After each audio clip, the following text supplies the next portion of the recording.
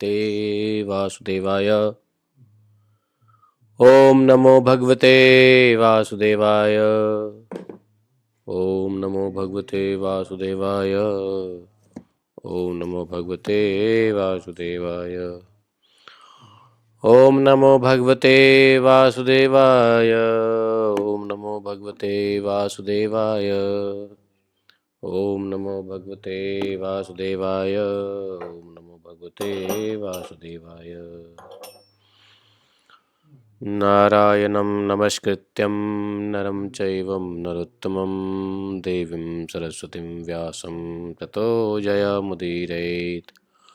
नष्टप्रायस्वभद्रेषु नित्यं भागवतसेवया भगवतीरुत्तम श्लोके भक्तिः भवति नैष्ठिकी। ओम जन्माद्यस्य त्वन्मयादितरतः चार्थेष्वभिज्ञः स्वराट् तेने ब्रह्महृदयादिकवये मुह्यन्ति यत् सूर्यः। तेजो वारिमृदां यथा विनिमयो यत्र तिसर्गो अमृषां धाम्नाय सदा निरस्तकुहकं सत्यं परमं धीमहि। धर्मः प्रोजितकैतवत्र परमो निर्मत्सराणां सतां। वेद्यं मात्रवस्तु शिवदं तापत्रयोन्मूलनं। श्रीमद्भागवत महामुनि कृते किं वा परमेश्वरः सद्यो हृदयबृहत्कृतभिः शुश्रूभिः तत्क्षणात्। निगम कल्पतरोर्गलितं फलं सुखमुखाद्द्रवितसंयुतं पिबत भागवतं रसमालयं मुहुरः रसिका भुवि भावुकाः। अहं सर्वस्य प्रभवो मत्तः सर्वं प्रवर्तते इति मत्वां भजन्ते मां बुधा भावः समन्विता। मच्चित्ता मद्गतप्राणा बोधयन्तः परस्परं कथयन्तश्च मां नित्यं तुष्यन्ति च रमन्ति च। तेषां सततयुक्तानां भजतां प्रीतिपूर्वकं ददामि बुद्धियोगं तं येन मापुयान्ति ते। तेषामेवानुकम्पार्थम् अहम् अज्ञानजं तमः नाशात्भावस्थौ ज्ञानदीपेन भास्वता। अहमेवास्मेवाग्रे न अन्यत् सत् असत्परं पश्चादहमते तस्यैव शिष्येत स्वस्म्यहम्। ऋतेऽर्थं यत् प्रतीयेत न प्रतीयेत चात्मनि तद्विद्यादात्मनो मायां यथा भाषयथा तमः। यथा महान्ति भूतानि भूतेषु चावचेष्वनुप्रविष्टानि अन्यप्रविष्टानि तथा तेषु न तेष्वहम्। एतावदेव जिज्ञासं तत्त्वजिज्ञासुनात्मना अन्यव्यतिरेकाभ्यां यत्स्यात् सर्वत्र सर्वदा। हरे कृष्ण कृष्ण कृष्ण हरे हरे हरे राम राम राम हरे हरे। हरे कृष्ण कृष्ण कृष्ण हरे हरे हरे राम राम राम हरे हरे। बोले ग्रंथराज श्रीमद्भागवत महापुराण की जय। श्रील व्यासदेव भगवान की जय। श्रील सुखदेव गोस्वामी महाराज की जय। श्रील सुत गोस्वामी महाराज की जय। शौनकादि ऋषियों की जय। नमिषारण्य के सभी संतों की जय। वैष्णव भक्त वृंद की जय। वैष्णव गुरु वृंद की जय। जय जय श्री राधे श्याम। हरे कृष्ण। तो देखो, आज के पंचांग को समझ लो। आज 2 तिथि है और त्रयोदशी 8:25 तक ही है। तो अभी से लेकर के 32 मिनट 35 मिनट और त्रयोदशी बचा हुआ है। तो त्रयोदशी के अंतर्गत उदया तिथि जो है त्रयोदशी है, क्योंकि सूर्योदय त्रयोदशी में हो रहे हैं। और 8:30 के बाद 8:25 के बाद कल सुबह 6 बजे तक चतुर्दशी है। लेकिन कल चतुर्दशी में सूर्य नारायण नहीं उदित हो रहे हैं। सूर्य नारायण उदित हो रहे हैं पूर्णिमा में। तो कल पूर्णिमा है, आज त्रयोदशी है। तो चतुर्दशी तिथि गौण हो गया। क्या हो गया? गौण हो गया जी, चतुर्दशी तिथि। समझ गए? तो ये है हम लोग का पंचांग। वेरी साइंटिफिक, मिनट सेकंड तक का कैलकुलेशन। तो आज है माघ शुक्ल त्रयोदशी 2082 विक्रम संवत 31 जनवरी 2026 शनिवार, रवि योग, आडल योग, बिडाल योग, भद्रा, तो ये सब है। तो नित्यानंद त्रयोदशी जो है, त्रयोदशी बेसिकली शुरू तो कल से ही हो गए थे, समझे। त्रयोदशी कल 11 बजे के बाद ही शुरू हो गए थे, लेकिन कल उदया तिथि नहीं थी त्रयोदशी, इसलिए आज त्रयोदशी मनाया जा रहा है। सूर्योदय 7 बज के कुछ मिनट पे है, हाँ 7 बज के 7 मिनट पे सूर्योदय है और 8 बज के 25 मिनट तक त्रयोदशी है, इसलिए आज ही त्रयोदशी तिथि और नित्यानंद त्रयोदशी मनाया जा रहा है। बोलिए नित्यानंद प्रभु की जय। देखो आज नित्यानंद प्रभु जी का जो अपीयरेंस डे है, आविर्भाव दिवस,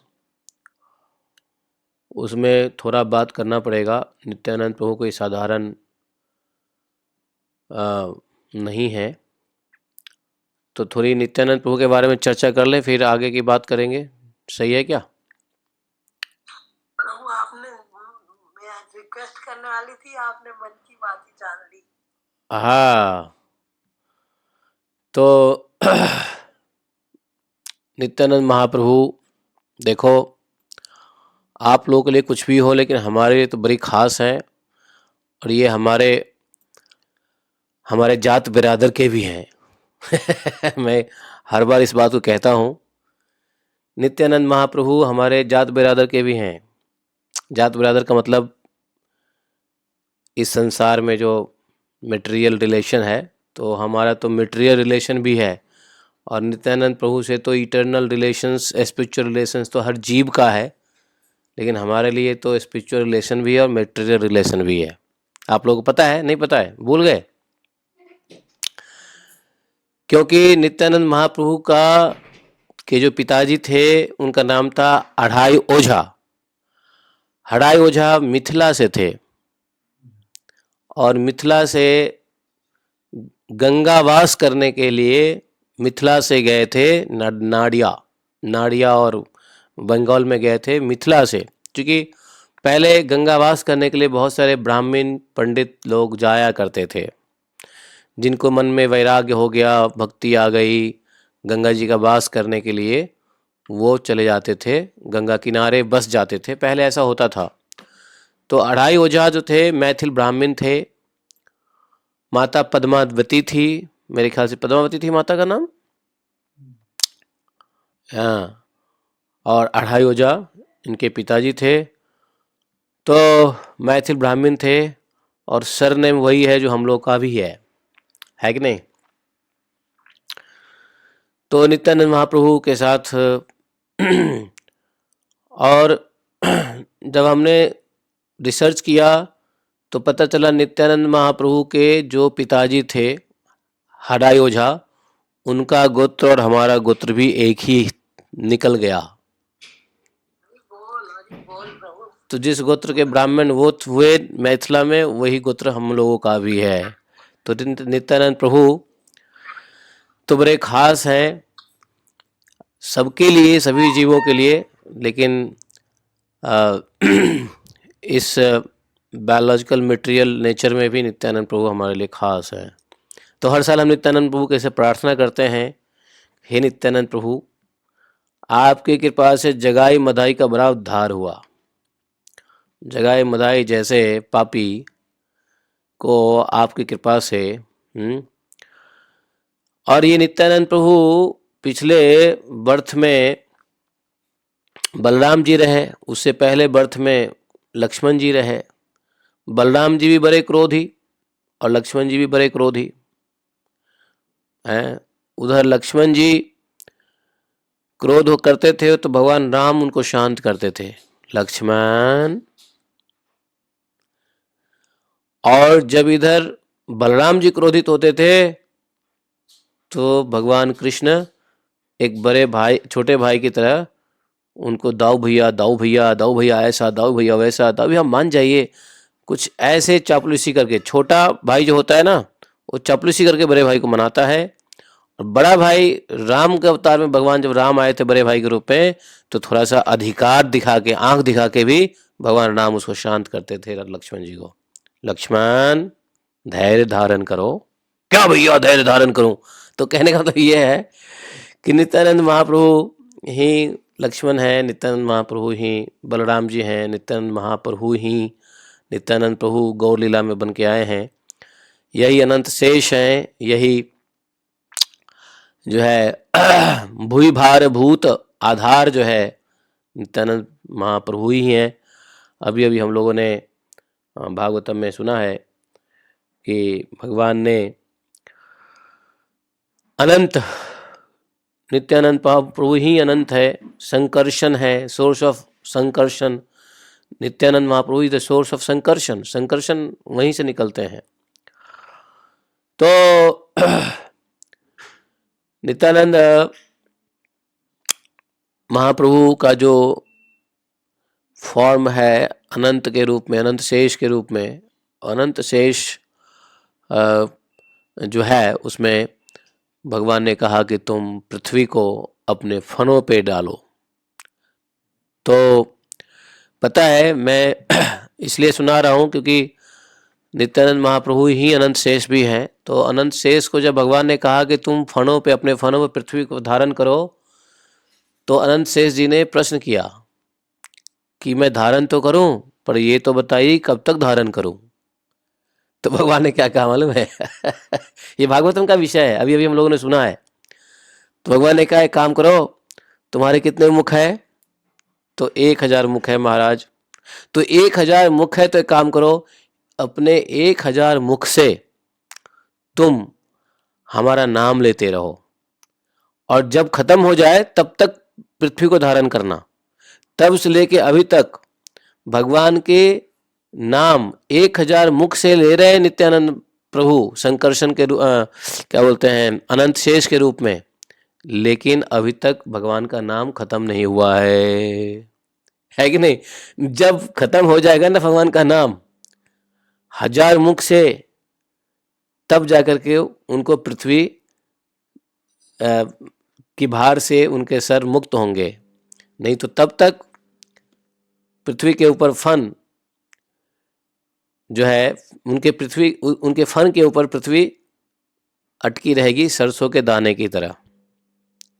तो समझ लो भगवान की शक्ति है धरणी को धारण करने, इसलिए धरणी धर भी कहलाते हैं, धरणी धर। तो ऐसे नित्यानंद महाप्रभु जो है गौर लीला में क्या हुआ है कि 2 लीला में नित्यानंद महाप्रभु बड़े क्रोधित होते हैं, लेकिन गौर लीला में नित्यानंद महाप्रभु बड़े शांत रहते हैं। और कभी कभी तो चैतन्य महाप्रभु ही क्रोधित हो जाते हैं, लेकिन नित्यानंद प्रभु उनको याद दिलाते हैं, होइल करुण अवतार, ये करुण अवतार है आपका, आपको याद नहीं कि इस अवतार में आपको शस्त्र नहीं चलाने हैं, प्रेम शास्त्र देना है कि नहीं? जीवों को मारना नहीं, उद्धार करना है। तो नित्यानंद महाप्रभु जो है गौर लीला में बड़े शांत भाव में रहते हैं, यहाँ तक कि उनके ऊपर जो आक्रमण किया उनके प्रति भी बड़े क्या बोलते हैं, कॉम्पैशनेट रहते हैं। नित्यानंद प्रभु के ऊपर नित्यानंद प्रभु कहते थे भैया एक बार हरि बोल, बस एक बार हरि बोल। कहता क्यों बोल? तो हरि बोल हरि बोल। और जब नहीं बोलते थे गुस्सा करके लोग बाग पेल्टिंग भी करते थे नित्यानंद महाप्रभु के ऊपर। पेल्टिंग समझते हो ना? अरे पेल्टिंग को क्या बोलते हैं? रोड़ी कंकर फेंकते थे, और उससे नित्यानंद महाप्रभु को चोट भी लगता था, खून भी आता था। कई बार तो ऐसा हुआ जब चैतन्य महाप्रभु नहीं थे तब हुआ, लेकिन एक बार तो ऐसा हुआ कि चैतन्य महाप्रभु के सामने में ही नित्यानंद महाप्रभु के ऊपर अटैक हुआ और नित्यानंद महाप्रभु के सर से खून बहा और नित्यानंद महाप्रभु के खून को चैतन्य महाप्रभु बर्दाश्त नहीं कर पाए और एकदम आपक हो दिया। चैतन्य महाप्रभु जगाई मदाई को मारने के लिए त्रिशूल क्या बोलते चक्र धारण कर लिया, बताओ, और अभी इसको नाश करता हूं। लेकिन फिर भी वही नित्यानंद महाप्रभु तत्व जो बलराम जी हैं और वही लक्ष्मण जी हैं, वही अनंत शेष हैं जो हजारों फंड से फुफकारते रहते हैं, फू फू हैं, बर्दाश्त नहीं होता। वही करुण अवतार शांत नित्यानंद महाप्रभु का चैतन्य महाप्रभु के लीला में अवतार हुआ। समझे? तो नित्यानंद महाप्रभु से यही प्रार्थना है कि देखो, आप तो सभी जीवों के गुरु हो ही, गुरु तत्व भी है नित्यानंद प्रभु, है कि नहीं? नित्यानंद प्रभु वैसे महाप्रभु से बड़े ही थे, 10 साल बड़े थे। नित्यानंद प्रभु पहले आए, बाद में चैतन्य महाप्रभु आए।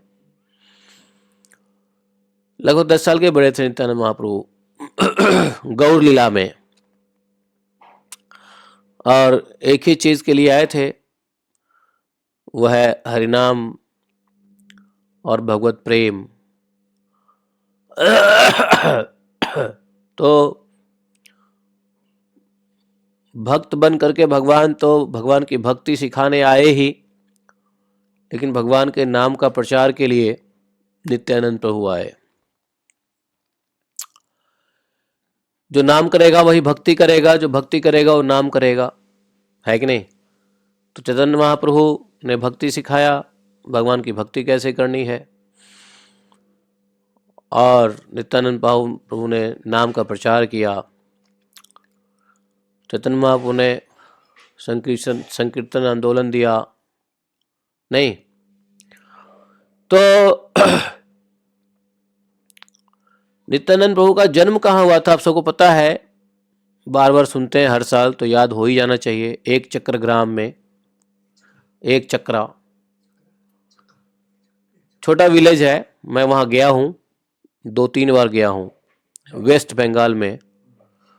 अगर ईस्वी सन पूछोगे तो 1474 में नित्यानंद महाप्रभु का अवतार हुआ था।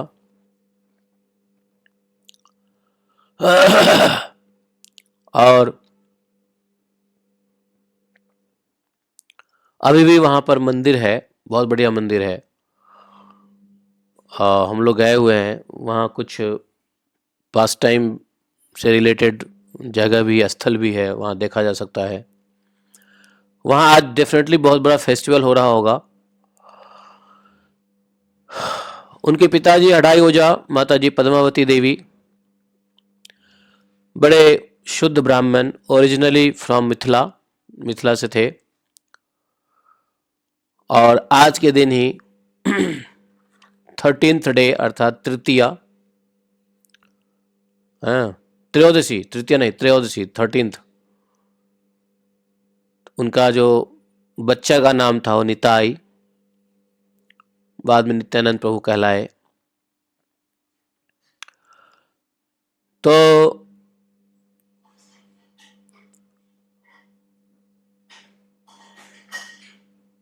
नित्यानंद महाप्रभु के लिए प्रार्थना यही है कि जिस प्रकार से जगाई मधाई जैसे पतित आत्माओं का उद्धार अपने कॉम्पैशनेट हृदय से किया, वैसे ही हमारा भी उद्धार कर ही दीजिए। आप हमारे गोत्र के भी ठहरे, गुरु भी ठहरे, गुरु तत्व भी हैं,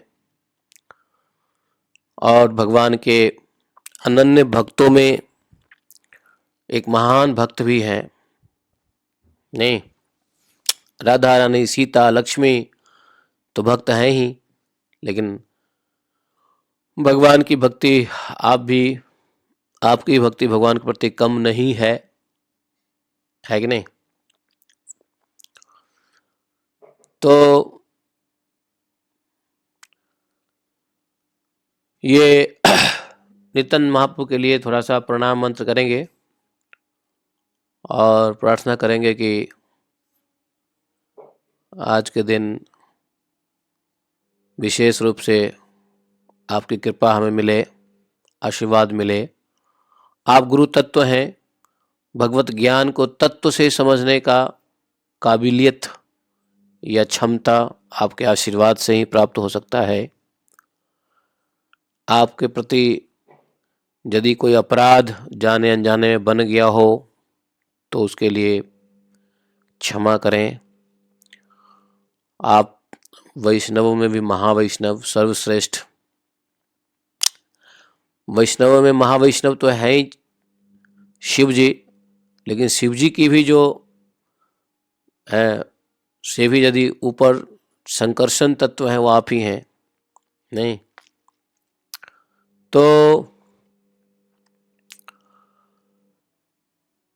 तो अपनी धृष्टता को, मेरी धृष्टता को और इसके वजह हुए किसी अपराध के लिए क्षमा प्रार्थी है आज के दिन में विशेष करके। और जगाई मधाई को भी आपने कैसे दयावश उद्धार करवाया है। जो बद्ध के लायक थे भगवान की नज़र में, जगाई मधाई बद्ध के लायक थे, क्योंकि जो गुरु का तिरस्कार करता है भगवान का हो ही नहीं सकता। जो गुरु का तिरस्कार करता है, चैतन्य नित्यानंद महाप्रभु गुरु हैं, गुरु तत्व हैं, और गुरु के ऊपर आक्रमण किया गया जगाई मधाई के द्वारा। तो गुरु का अपराध, गुरु को वचन से या अपने सेवा से भी अपराध नहीं करना होता है। उसने तो शरीर को भी नुकसान किया। जो गुरु का शरीर क्या होता है, गुरु का शरीर कोई साधारण शरीर नहीं होता है। तो आपके शरीर का भी नुकसान किया, लहूलुहान किया।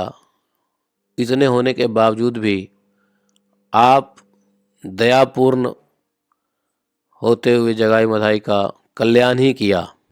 तो ऐसे ही हमसे भी बहुत सारे जाने अनजाने में धृष्टता, गलतियां, अपराध हो ही गए होंगे। हर बार, हर नित्यानंद त्रयोदशी में हम संकल्प लेते हैं कि गुरु तत्व के प्रति अपराध नहीं हो। आने वाले 1 साल और उसके बाद पूरी जीवन ना हो। लेकिन आपका जो अपीयरेंस डे है नित्यानंद त्रयोदशी, उसमें खासकर इस संकल्प को बार बार दोहराने की आवश्यकता पड़ती है कि यदि जाने अनजाने में हुई है या फिर हम और आगे सतर्क रहेंगे, गुरु तत्व के प्रति अपराध ना हो। क्योंकि गुरु तत्व मात्र ही आपका स्वरूप है। चैतन्य जो नित्यानंद महाप्रभु है, गुरु तत्व मात्र स्वरूप है। तो किसी भी गुरुओं का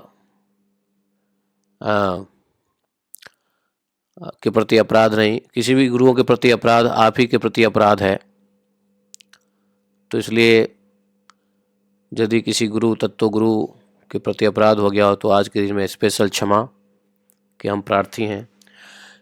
नित्यानंद महाप्रभु को प्रणाम करते हैं। नित्यानंदम अहम नौमि, बोलो नित्यानंदम अहम नौमि, सर्वानंद करम परम, हरि नाम प्रदम देवम, अवधूत शिरोमणिम, नित्यानंद नमस्तुभ्यं, प्रेमानंद प्रदायिने, कलौ कल्मषनाशाय, जानवापतये नमः, संकर्षण कारण तोयशायी, संकर्षण कारण तोयशायी, गर्भे दशाई च पयोबदिशाई, शेषश्च यशंश्च कलाः सनित्या शेषश्च यशांश्च कलाः सनित्या नंदाख्य राम शरणं ममास्तु नित्यानन्दमहं नौमि सर्वानन्दकरं परम्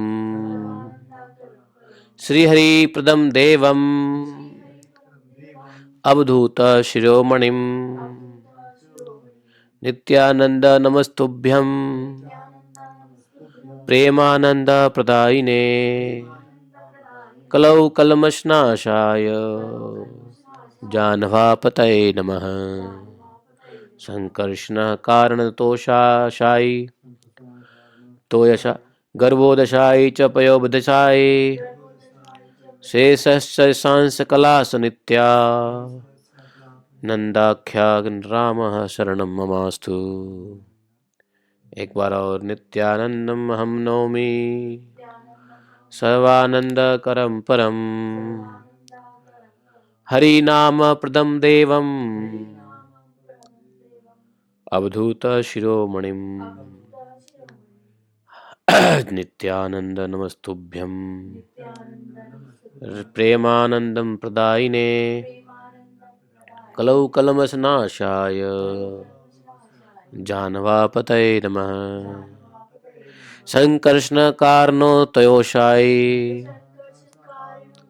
गर्भोदशाय च पयोबदिशाय शेषश्च यशांश कला सनित्या नंदाख्य रामः शरणं ममस्तु। इस प्रार्थना का मतलब क्या है? मैं परम भगवान नित्यानंद प्रभु के समक्ष नतमस्तक होता हूँ, जो समस्त लोगों को सर्वोच्च प्रसन्नता से पुरस्कृत करने वाले हैं, जो पवित्र नाम प्रदान करने वाले हैं तथा जो समस्त परमहंसों के शिरोमणि हैं। क्या? मैं श्री नित्यानंद प्रभु को प्रणाम करता हूँ, जो दिव्य प्रेम का आनंद प्रदान करते हैं, जो कलयुग के कलमश को दूर करते हैं तथा जो जानवा देवी के पति हैं, स्वामी हैं। श्री नित्यानंद राम मेरे सतत स्मरण के विषय बने रहें। संकर्षण, शेषनाग तथा विभिन्न विष्णु भगवान जो कारण समुद्र, गर्भ समुद्र और क्षीर समुद्र में शयन करते हैं, वे उनके अंश तथा अंशों के भी अंश कला हैं। तो नित्यानंद महाप्रभु को हमने प्रणाम के साथ अपनी पूरी हृदय के गहराई से श्रद्धांजलि अर्पित करते हैं। हम अपने मन सुमन अर्पित करते हैं, है नहीं? तो नित्यानंद प्रभु के इस अवतरण दिवस में हम लोग खास करके एक संकल्प लें कि हम गुरु तत्व के प्रति अपराध नहीं करेंगे, किसी के गुरु की निंदा नहीं करेंगे। चाहे गुरु, अगर किसी गुरु कम पढ़े लिखे हैं फिर भी उपेक्षा नहीं करेंगे। किसी गुरु की कोई भी स्टैंडर्ड है, हम उपेक्षा नहीं करेंगे। तो गुरु निंदा नहीं करेंगे, न शिक्षा गुरु की निंदा करेंगे, न दीक्षा गुरु की निंदा करेंगे, न किसी गुरु की निंदा करेंगे, है कि नहीं? लेकिन यहाँ एक बार समझना चाहिए कि जिस गुरु तत्व को हम लोग बात कर रहे हैं, तो क्या वह गुरु तत्व वह भी क्या गुरु है जो व्यक्ति को मटेरियल शिक्षा देता है, या क्या वह भी गुरु माना जाएगा, वह भी गुरु तत्व आएगा जो व्यक्ति को लड़ने लड़ाने की विद्या सिखाता है, चोरी की विद्या सिखाता है, डकैती की विद्या सिखाता है, अपराध करने का विद्या सिखाता है। खैर, अपराध की विद्या नहीं है तो अविद्या है। तो ऐसे ही सिखाने वाले क्या गुरु भी गुरु है? तो मैं आपको थोड़ा सा क्लियरिटी कर दूं, क्योंकि आज गुरु तत्व के अपीयरेंस डे है नित्यानंद महाप्रभु का, तो इसलिए आप लोगों को बहुत सारे लेक्चर मिल जाएंगे नित्यानंद महाप्रभु के जीवन लीला की। आप YouTube खोलना, सारे मंदिरों में यही लेक्चर चल रहे होंगे तो आप उनको सुन लेना टाइम निकाल के। लेकिन मैं जो यहाँ कुछ कहने जा रहा हूँ उसमें कुछ समझने सीखने की बात है, जो यूनिक रहने वाला है, थोड़ा सा डिफरेंट रहने वाला है, नॉट जेनेरिक बट विशेष। तो ये कभी कभी मन में आता है कि भाई गुरु तत्व है तो क्या है, और क्या ये गुरु तत्व और गुरु से अलग है जो अविद्या सिखाते हैं या जो गलत काम करना सिखाते हैं। देखो, गलत काम करना भी सिखाया जाता है कि नहीं? तो सबसे पहली बात देखिए, गुरु तत्व का सिंपल अंडरस्टैंडिंग, लेमन अंडरस्टैंडिंग अगर हम समझें, बहुत ज़्यादा शास्त्र के कॉम्प्लेक्सिटीज़ में ना जाते हुए ये समझ लो, गुरु वह तत्व है जो भगवान कहते हैं उसी को गुरु क्या करते हैं, इम्प्लीमेंट करवाते हैं। तो भगवान जो बोले वही बोले, लेकिन भगवान और गुरु में अंतर ये हो जाता है, गुरु इम्प्लीमेंटेशन करवाता है भगवत वचन को। भगवान के वचनों को गुरु इम्प्लीमेंट करवाते हैं। इम्प्लीमेंट मतलब क्या बोलते हैं उसको, कार्यपालिका, कार्य है ना, इम्प्लीमेंटेशन, क्या बोलेंगे उसको, इम्प्लीमेंट करवाना। तो भगवान की जो बातें हैं, भगवान की इंस्ट्रक्शंस हैं, उसको गुरु इम्प्लीमेंट कराए, वह गुरु तत्व है। बिल्कुल साधारण सी जो मेरी अंडरस्टैंडिंग है उसमें बता रहा हूं, है कि नहीं, कि अगर भगवान ने कुछ कहा है उसको ऐसा तत्व जो हमें इम्प्लीमेंट करवाए अब हमारे जीवन में, हमारे हृदय में, हमारे जीवन में, वह गुरु है, वही गुरु तत्व है। तो भगवान और गुरु में समानता बिल्कुल भी नहीं है, मतलब समानता है लेकिन थोड़ी सी जो एक्स्ट्रा है गुरु में, वो गुरु दयापूर्ण भगवान भगवत तत्व को हमारे जीवन में स्थापित करवाता है, प्रैक्टिस करवाता है, इम्प्लीमेंट करवाता है, उसको कार्यान्वित करते हैं। लेकिन कहीं भी भगवान के इंस्ट्रक्शंस, भागवत ज्ञान का जो उपदेश है, उससे यदि कोई व्यक्ति अलग बोल करके कुछ करता है तो वह गुरु तत्व के अंतर्गत नहीं आता है। गुरु तत्व वो शिक्षक हो सकता है, मेंटर हो सकता है, प्रीचर हो सकता है, लीडर हो सकता है, जो भी हो, लेकिन गुरु तत्व में नहीं आएगा। गुरु तत्व जो है भगवान का ही श्री अंग है। भगवान और गुरु तत्व में कोई अंतर नहीं है। भक्त भक्ति भगवंत गुरु चतुर नाम बपु एक। तो ये गुरु तत्व अलग है ही नहीं भगवत तत्व से।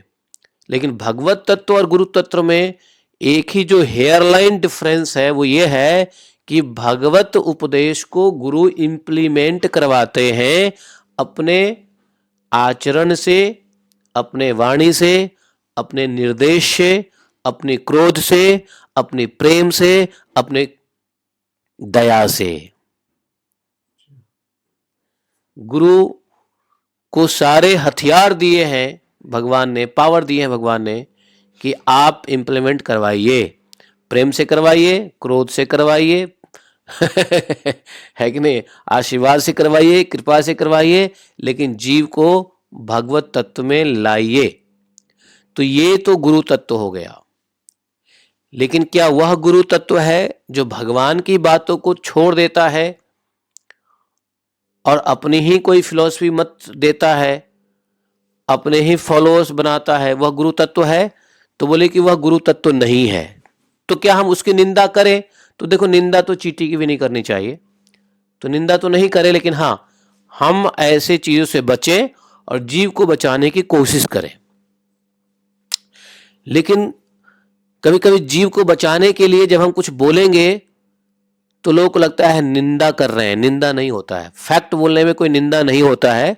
जैसे कल रात में मेरी बात हो रही थी एक माता जी से, तो माता जी के घर में जो बेटे बहू हैं वो किसी राधा स्वामी को फॉलो करते हैं और स्वयं माता जी नाम सिमरन करती है, भगवान का नाम जप करती है, भागवत सुनना चाहती हैं, सुनती भी हैं। तो कल ही रात में मेरे डिस्कस हो रहा था तो वो कहते हैं कि किसी की निंदा नहीं करनी है, वो भी गुरु हैं। तो हमने ये कहा कि देखो गुरु तो हैं, हम निंदा ये नहीं कर रहे हैं कि, लेकिन हाँ ये तो गलत बोलना पड़ेगा कि यदि भगवान की बातों को नहीं इम्प्लीमेंट कराते हैं, भगवान की बातों को नहीं, जीव को भगवत ज्ञान में नहीं लगाते हैं, भगवत उपदेश में नहीं लगाते हैं, तो वह सच्चा गुरु नहीं हो सकता है। गुरु हो, बाकी तो देखो मैथमेटिक्स पढ़ाने वाला भी गुरु ही कह देता है लोग बाग, लेकिन गुरु तत्व में नहीं आता वो। तो गुरु तत्व का अपराध भगवान का अपराध है, लेकिन बाकी गुरुओं को से हम बचेंगे और बाकी गुरुओं से हम अपराध तो नहीं, लेकिन हाँ बचाने के लिए कभी कभी कुछ बातें व्यक्ति के मुंह से निकल जाता है तो वो कोई अपराध के कैटेगरी में नहीं आता है, क्योंकि जब गुरु तत्व ही नहीं है तो अपराध काहे लगेगा। मैं जो कह रहा हूं क्लियर अंडरस्टैंडिंग है नहीं है? Anybody have any doubt please let me know. आज नित्यानंद त्रयोदशी पे इस बात को समझ लें है। तो जब गुरु तत्व के श्रेणी में नहीं है तो अपराध क्यों लगेगा? लेकिन ऐसे तो नहीं हम बिना कारण ही हम गाली दिए जा रहे हैं। हाँ उनके अंदर कुछ शक्तियां हैं, दुनिया में बहुत सारे गुरु हैं जिनके अंदर कुछ शक्तियां हैं, अपने पूर्व जन्म के कर्मों से, उनके अपनी तपस्याओं से कुछ शक्तियां हैं जो हजारों हजार लाखों लोगों को आकृष्ट करते हैं। वो तो चमत्कार भी हो सकता है, वो तो सिद्धियां भी हो सकती है। जब व्यक्ति के पास सिद्धि होता है तो दुनिया को आकर्षित कर सकता है, ये सिद्धि में भी आता है। लेकिन भगवान के प्रति दुनिया आकर्षित होती है तो भगवान की सिद्धि नहीं है, वो भगवत्ता है। भगवान को सिद्धि की क्या जरूरत है? भगवान तो सिद्धि तो भगवान के चरणों से है कि नहीं? भक्तों के चरणों की धूल लेते हैं सिद्धियां, बराबर है। कोई व्यक्ति सिद्धि को पूजे, लेकिन भगवान के भक्त तो सिद्धि को पूछते भी नहीं है, लात मार के ठुकराते हैं, भाग जा, नहीं चाहिए सिद्धियां मेरे को। तो भगवान के प्रति, कृष्ण के प्रति जो आकर्षण लोगों का है, जीव का होता है, इसमें भगवान की कोई सिद्धि नहीं होती। लेकिन जीव के पास यदि कोई सिद्धियां आती है तो जगत को आकर्षित करने की पावर आता है। तो हम गुरु तत्व को ठीक से समझ जाएंगे तो कहीं कोई दिक्कत नहीं होगी। नहीं तो दुनिया, जब जो भगवत तत्व को नहीं समझा तो गुरु तत्व क्या समझेगा, और गुरु तत्व को नहीं समझा तो भगवत तत्व को क्या समझेगा, और दोनों नहीं समझा तो भक्ति तत्व को क्या समझेगा।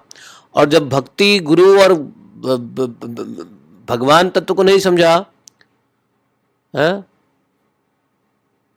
तो क्या समझेगा? कुछ नहीं समझ सकता है, फिर तो बौराया हुआ आदमी है, मिसगाइडेड है।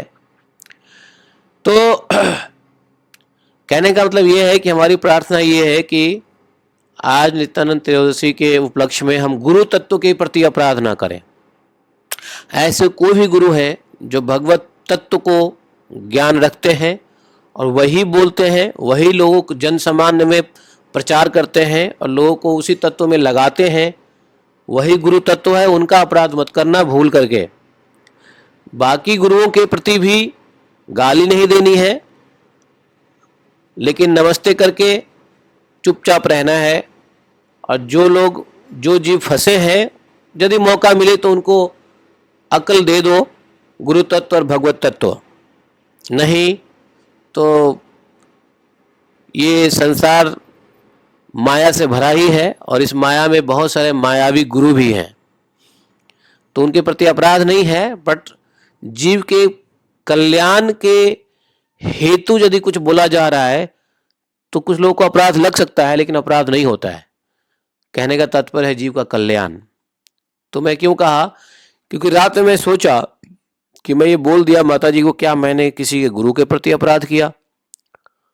फिर भगवान ने हृदय में कुछ बातें दिया कि नहीं नहीं, गुरु के प्रति अपराध नहीं है, गुरु तत्व तो बिल्कुल प्योर है।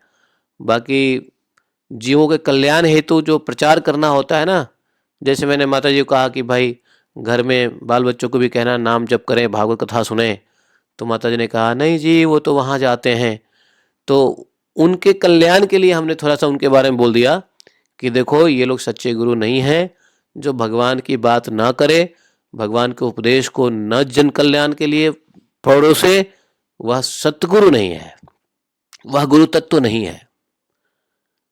तो मुझे ऐसा लगा कि मैंने अपराध तो नहीं कर दिया, क्योंकि मैं बहुत सतर्क रहता हूँ कि भाई अपराध ना हो जाए।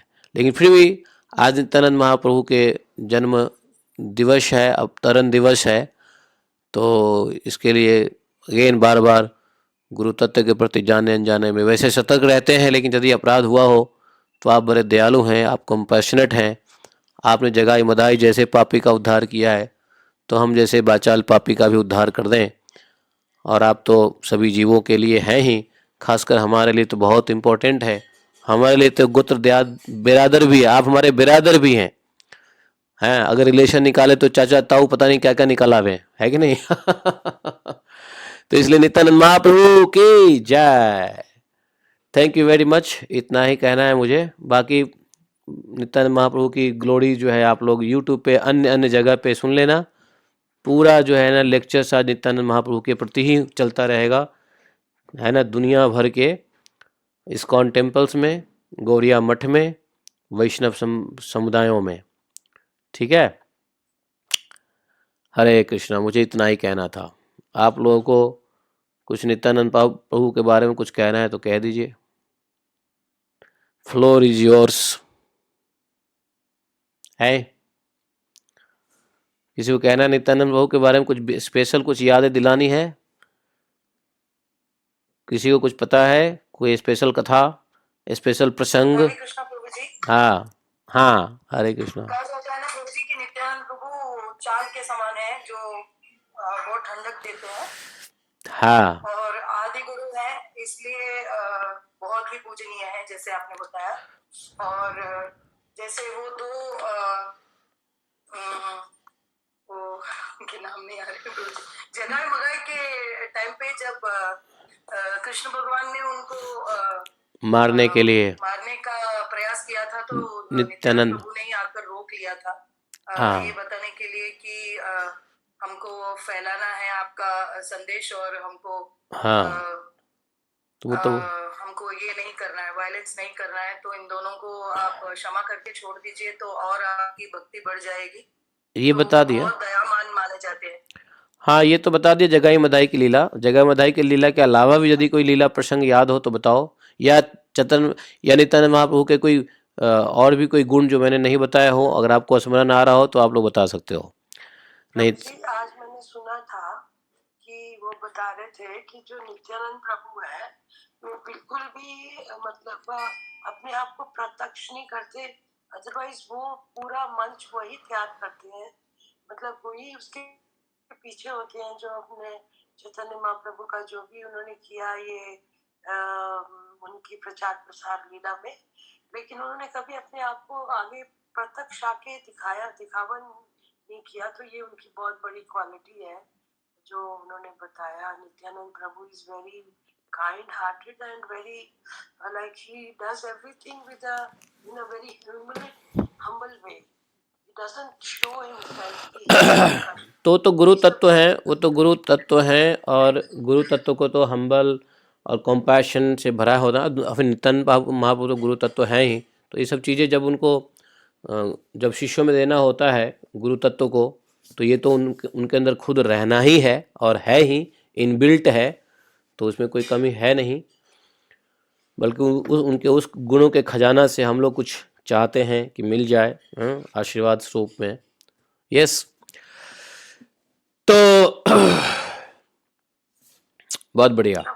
जाना माता जी के बारे में भी थोड़ा बता। नहीं, आज नहीं जाना माता जी के बारे में आज नहीं। जाना माता जी के बारे में आज नहीं। जाना माता जी, चलिए हम लोग भागवतम में आते हैं। We are fortunate कि आप उनकी चाहे मटेरियल वे में गाइडेंस पे है, and we are associated with you and getting all the हाँ, आप हमारे शिक्षा गुरु हैं, तो we are also very fortunate। हाँ, तो संबंध स्थापित करना पड़ेगा ना। संबंध स्थापित करेंगे तो ज़्यादा मिलता है। जैसे अगर आपको किसी मंदिर में जाओ और आप जो है कोई रसूला बांट रहा है, और रसूला बांटने वाले के आप जानने वाले हैं, तो आपको 4 रसूला एक्स्ट्रा मिलेगा।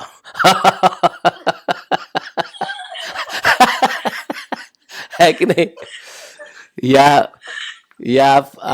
आप मान लो पंक्ति में बैठे हो, और पंक्ति में बैठे हो और कोई, अरे अरे पंक्ति में आप बैठे हो और चिली पनीर चला रहा है, तो चिली पनीर जो चला रहा है वो आपके जानने वाले हैं, तो आपको बार बार पूछेगा। है कि नहीं?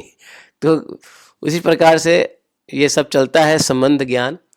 तो यदि संबंध स्थापित करोगे तो मर्सी थोड़ी सी ज़्यादा एक्स्ट्रा आती ही आती है। This is the nature. Mean ये मटेरियल में कोई भी चीज़ें चलती है ना, वो स्पिरिचुअल का ही रिफ्लेक्शन है। तो इसलिए संबंध ज्ञान तो होना ही चाहिए भाई, ढूंढना ही चाहिए, है कि नहीं? अभी हमने कई बार देखा है कि अपना दूर का भी रिश्तेदार कोई आईपीएस होता है तो उसका हवाला दे के हम पुलिस के चालान से बचने की कोशिश करते हैं। अरे हमारे फलाने के फलाने आईपीएस है, तुम हमको चालान करोगे? तो कहते हैं ना कि संबंध, कहीं कोई बड़े अधिकारी होते हैं तो उनसे अगर संबंध स्थापित कर लो तो आप कुछ ज़्यादा ही आपको परोसा जाएगा आपको। तो इसलिए संबंध ज्ञान कहते हैं। संबंध ज्ञान जो हमारे अधिभूत, अधिदैव और संबंध, ये तीन जो है, उसमें संबंध ज्ञान पहले बहुत जरूरी है। ठीक है, चलिए, हरे कृष्णा। तो संबंध निकालते रहो और आगे बढ़ते रहो। हम लोग भागवतम में आते हैं। कल हम लोगों ने श्रीमद् भागवत महापुराण में तृतीय स्कंध के 5वें अध्याय में को कंप्लीट किया, जिसमें देवता लोग भगवान की स्तुति किए हैं। देवता लोग भगवान की स्तुति किए हैं। क्यों किए हैं? क्योंकि सब कुछ आ गया है। काल के क्षोभ से महतत्व की उत्पत्ति हुई है, उससे अहंकार की उत्पत्ति हुआ, अहंकार से पंच महाभूत की उत्पत्ति हुआ, पंच महाभूत, पंच तन्मात्राएं इत्यादि इत्यादि आ गया, सब कुछ आ गया। लेकिन ये सब में इकट्ठा कार्य करने की शक्ति नहीं आई, तो सब अलग अलग बिखरे पड़े हैं। तो महतत्व देवताओं ने भगवान की स्तुति की है कि आप कृपा कीजिए, आपकी ही आप अनुग्रह करने वाले हैं। तो ब्रह्मांड की रचना के लिए आप हमें क्रिया शक्ति सहित अपनी ज्ञान शक्ति भी प्रदान कीजिए। तो क्रिया शक्ति तो ज्ञान शक्ति, क्रिया शक्ति, द्रव्य शक्ति, तीन शक्तियां हम लोगों ने पढ़ा था, भूलो मत। क्या क्या था? ज्ञान शक्ति, क्रिया शक्ति, द्रव्य शक्ति। तो ज्ञान शक्ति जो था वो सात्विक अहंकार, क्रिया शक्ति राजसिक अहंकार, और ज्ञान द्रव्य शक्ति तामसिक अहंकार। तीनों एक साथ प्रकृति में चलता है। एक के बिना दूसरे का कोई अस्तित्व नहीं है। तीनों में से एक के बिना बाकी के दो का अस्तित्व नहीं रह सकता। ज्ञान, क्रिया और द्रव्य तीनों एक साथ चलता है। जब हमें ज्ञान होता है तो ज्ञान शक्ति से हम क्रिया कर सकते हैं, और क्रिया जब होता है तो द्रव्य की उपलब्धि भी होती है। जब क्रिया होगी तो कुछ सृजन होगा, कुछ क्रिएट होगा। नहीं, जब क्रिया होगा तो कुछ क्रिएट होगा। नहीं, कैसे हम समझेंगे कि क्रिया हो रही है? जब उसका फल मिलेगा। फल से क्रिया का आइडेंटिफिकेशन होता है। समझे? अगर फल नहीं निकला तो इसका मतलब क्रिया नहीं हुई। बराबर है ना? और क्रिया कर रहे हैं, फल नहीं निकला तो क्या हो रहा? मतलब क्रिया है ही नहीं। श्रमैव केवलम, सिर्फ मेहनत हो रहा है। तो ज्ञान शक्ति बड़ा आवश्यक है क्रिया शक्ति के लिए। जो ज्ञान नहीं लेगा वो क्रिया नहीं कर पाएगा। जो क्रिया नहीं कर पाएगा तो उसके फल नहीं मिलेंगे। फल ही द्रव्य शक्ति है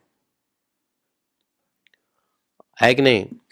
देवताओं ने यही कहा कि आप हमें क्रिया शक्ति और ज्ञान शक्ति भी प्रदान कीजिए, क्योंकि द्रव्य शक्ति तो जैसे तैसे कुछ फल दिख रहा था, लेकिन कंप्लीटली फल नहीं दिख रहा था। यहाँ द्रव्य नहीं मांग रहे हैं, यहाँ पे दो ही चीज मांग रहे हैं देवता, क्रिया शक्ति और ज्ञान शक्ति। क्योंकि जब ज्ञान क्रिया होगा तो फल अपने आप आएगा। आपको फल की चिंता करने की आवश्यकता नहीं है। मनुष्य को, जीव को या देवताओं को, किसी भी जीव को फल की इच्छा करने की आवश्यकता नहीं है। द्रव्य शक्ति की आवश्यकता नहीं है सोचने की, क्रिया और ज्ञान की सोचने की आवश्यकता है। क्रिया और ज्ञान मिल गया तो द्रव्य तो अपने आप आएगा। लेकिन यदि हम द्रव्य के पीछे भागेंगे, क्रिया और ज्ञान के पीछे नहीं भागेंगे, तो कोई फायदा नहीं है। और द्रव्य कर भी लोगे क्या? बिना ज्ञान और क्रिया का फल कैसे ले लोगे? चोरी करके लोगे, किसी का हड़प लोगे हैं। लेकिन फिर भी चोरी और हड़पी हुई द्रव्य में भी ज्ञान और क्रिया के अभाव में नुकसान ही होता है। तो देवताओं ने कहा कि हमें क्रिया शक्ति के साथ साथ ज्ञान शक्ति भी प्रदान कीजिए। ये अंतिम श्लोक में देवताओं ने कहा था, देव क्रियार्थे यद अनुग्रहाणाम तम न चक्षुषु परिदेहि शक्त्या ततो वयम सत प्रमुखा यदर्थे बभूमिमात्म करवाम किमते।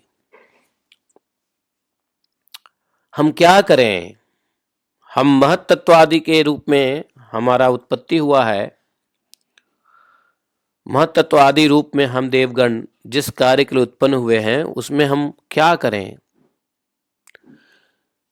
तो इसलिए देवता लोग क्रिया शक्ति और ज्ञान शक्ति का प्रार्थना कर रहे हैं, लेकिन द्रव्य शक्ति की प्रार्थना नहीं कर रहे हैं।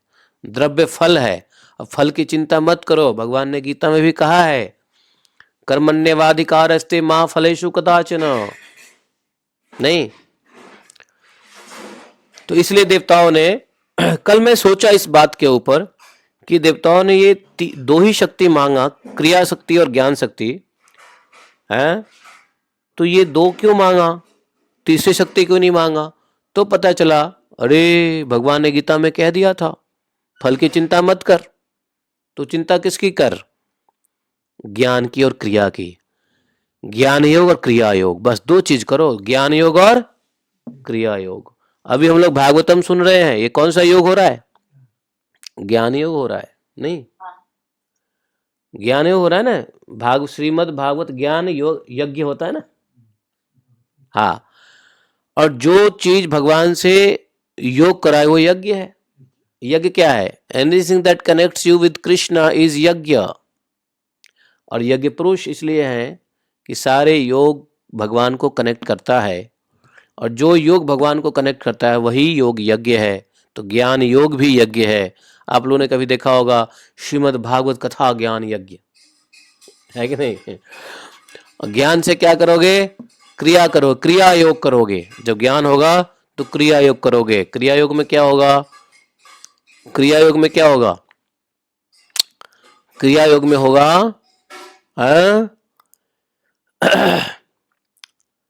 वंदनम, वंदनम, पाद सेवनम, है ना? ये क्रिया योग है। नहीं, अर्चा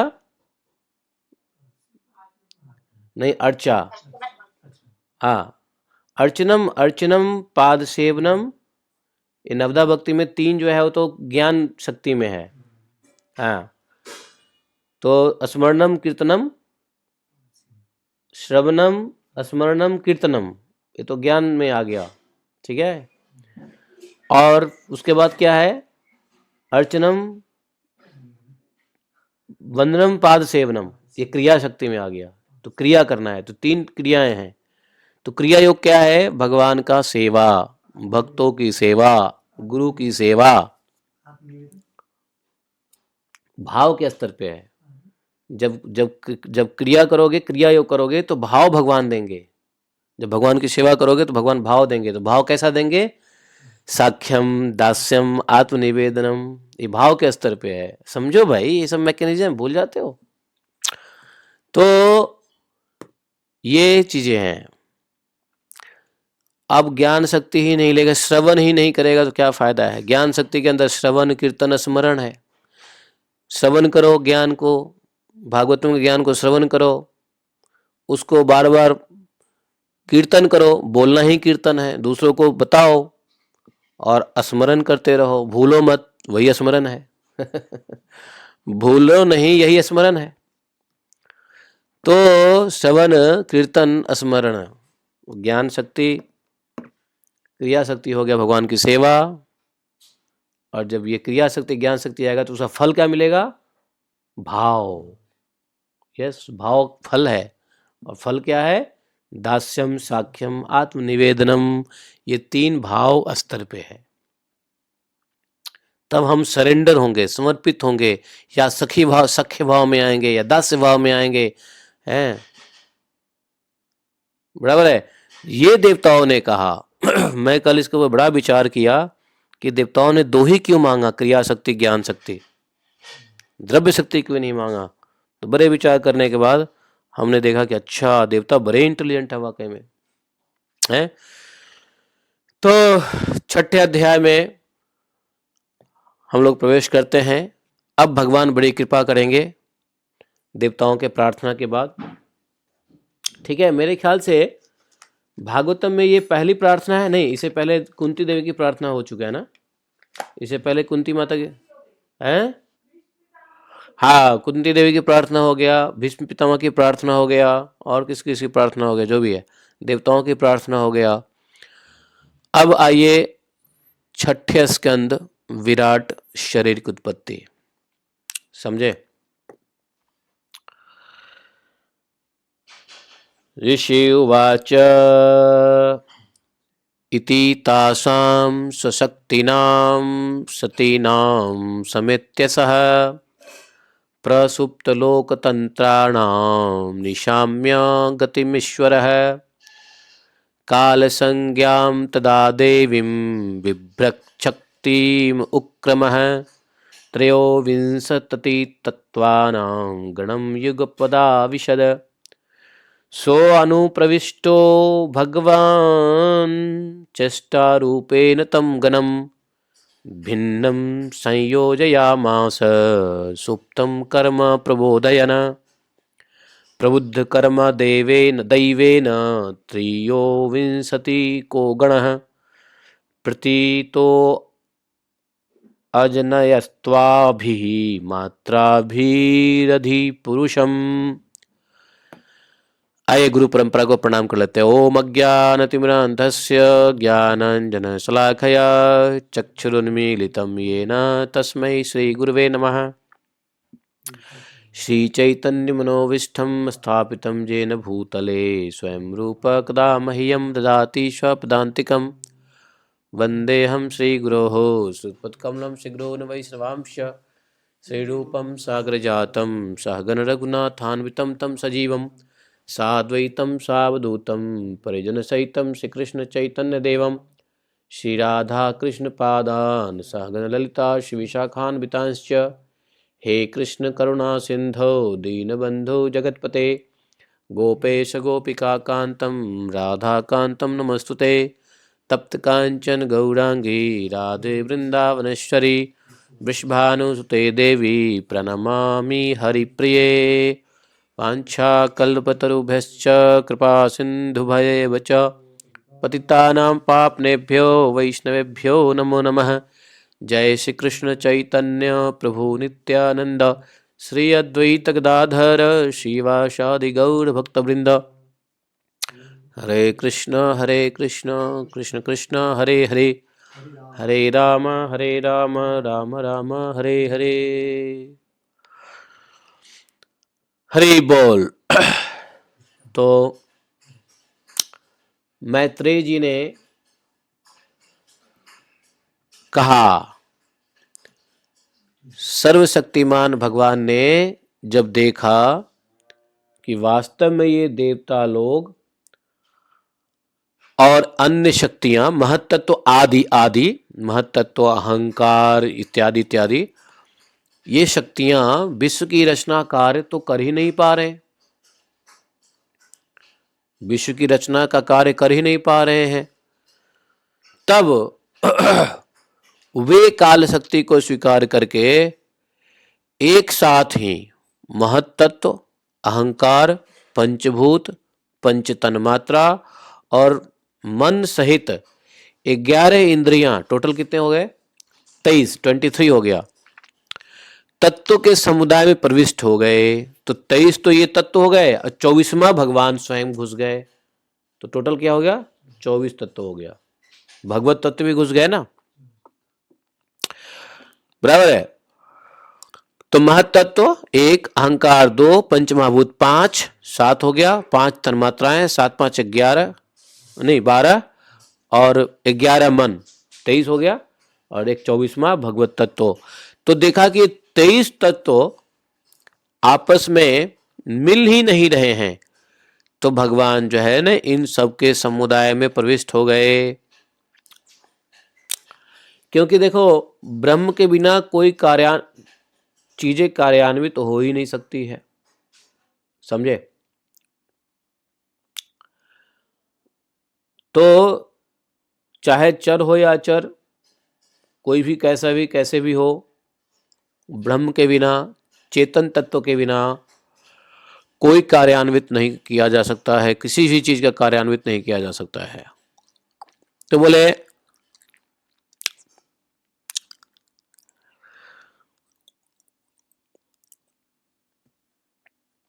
अब क्या हुआ? जीव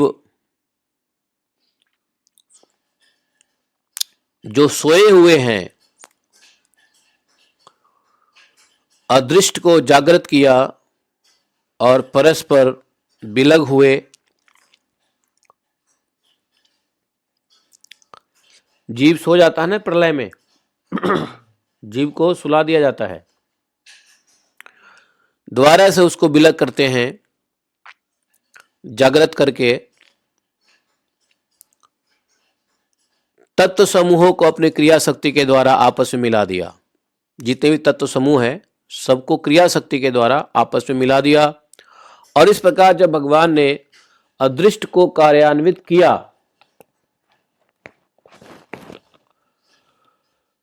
अदृष्ट को कार्योन्मुख किया, अदृष्ट यहां पे किसको कहते हैं? जीव को कहते हैं।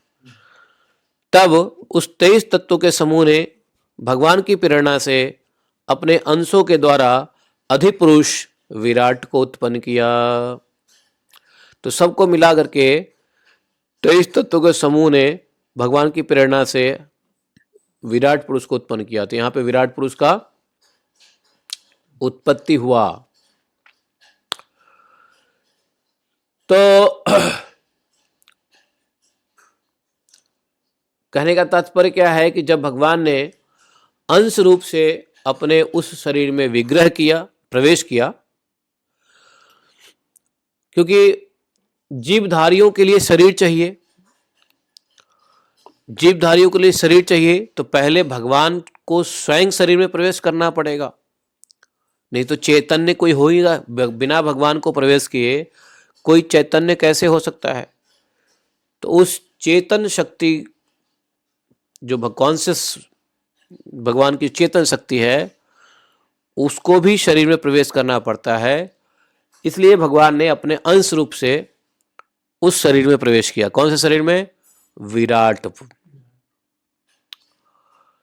वो विराट कैसा है? विश्व रचना करने वाले, विश्व की रचना करने वाले ये सभी तत्व के समुदायों को मिला करके एक बड़ा परिणाम को प्राप्त हुआ, बड़ा विशाल। सब कुछ वहीं से निकलता है, स्रोत वहीं से निकलता है। पानी का एक बूंद भी यदि निकलेगा तो कोई न कोई पानी का सरोवर होने की आवश्यकता है। बड़े बड़े स्रोत से ही छोटी चीजें निकलती हैं, छोटे से बड़े नहीं निकलता। तो जितने भी, तो भगवान विराट पुरुष विश्व रचना करने वाले जो महत्त्व आदि का समुदाय बनाए भगवान ने विराट पुरुष के रूप में, उसका परिणाम कितना होगा? बहुत बड़ा, क्योंकि उसी से सब कुछ निकलना है। सारा सृष्टि का निर्माण वहीं से होना है। तो यह तत्व का परिणाम विराट पुरुष है, जिसमें चराचर जगत विद्यमान है। अर्थात पूरा जगत विद्यमान हुआ विराट पुरुष के अंदर में। ये भागवत ज्ञान कौन दे रहे हैं? कौन दे रहे हैं? मैत्रेय जी दे रहे हैं विदुर जी को। तो जल के भीतर जो अंडे के रूप में आश्रय स्थान था, उसमें वह भगवान विराट पुरुष सभी जीवों के लेकर के, सभी जीवों को साथ लेकर के 1000 दिव्य वर्ष तक लेटे रहे उसी जल के ऊपर। और वह विश्व रचना करने वाले तत्वों का गर्भ था, ज्ञान, क्रिया और आत्मशक्ति से संपन्न था। इस शक्तियों से उन्होंने स्वयं अपने क्रमशः एक हृदय रूप, 10 प्राण रूप, 3 आध्यात्मिक, आदि दैविक और आदि भौतिक को अलग अलग विभाग किए। यह विराट पुरुष ही पहला जीव होने के कारण समस्त जीवों का आत्मा और जीव रूप होने के कारण परमात्मा का अंश है, और प्रथम अभिव्यक्त होने के कारण भगवान का आदि अवतार है। यह संपूर्ण भूत समुदाय इसी में प्रकाशित होता है। यह अध्यात्म, अधिभूत, अधिदैव रूप से 3 प्रकार का, प्राण रूप से 10 प्रकार का और हृदय से 1 प्रकार का है। ये जो कहलाए वो क्या कहलाए? नारायण। तो नारायण तो पूरा इस माया जगत का रचना का जो मूल स्रोत है वो नारायण ही है। तो भगवान ने, मैंने कहा था ना एक बार, भगवान से किसी ने पूछा कि माया कहाँ से शुरू होती है, तो बोले कि हमारे हमसे नीचे जो भी है सब माया है। बोले नारायण भी माया है? बोले हाँ, नारायण भी माया है। क्यों? क्योंकि 1000 वर्ष तक वो जीवों को इसलिए माया बताया क्योंकि सभी जीवों, सभी आत्माओं के, जीवात्माओं के ये उत्पत्ति स्थान है। इनकी सृष्टि पहले हुई थी, जिसका परिमाण बहुत अधिक था, और यहीं से सबकी उत्पत्ति होनी थी, विराट पुरुष। तो यही विराट पुरुष नारायण भी कहलाए। तो महर्षि मैत्रेय जी ने विदुर जी से कहा कि देखो,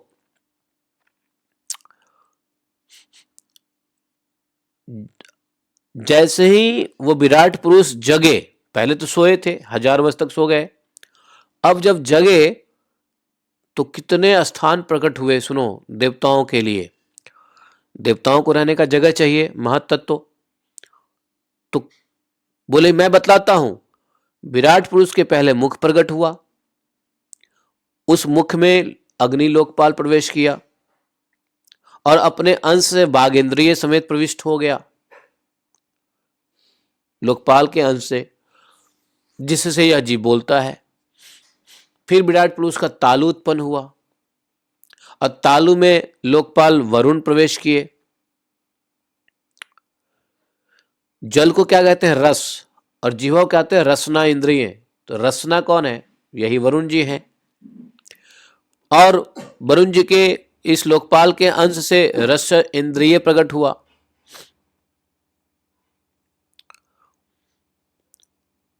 जिससे जीव रस ग्रहण करता है। कोई भी स्वाद भाई हम जीवा से लेते हो, तो रस ग्रहण किया। इसके बाद विराट पुरुष के नथु प्रकट हुए। नथु मतलब नाक। और उसमें से उनमें 2 अश्विन कुमार, अपने 2 अश्विन कुमार को जगह मिला, स्थान दिया गया। वो अपने अंश से घ्राणेन्द्रियां सहित प्रविष्ट हो गए, जिससे जीव गंध ग्रहण करता है।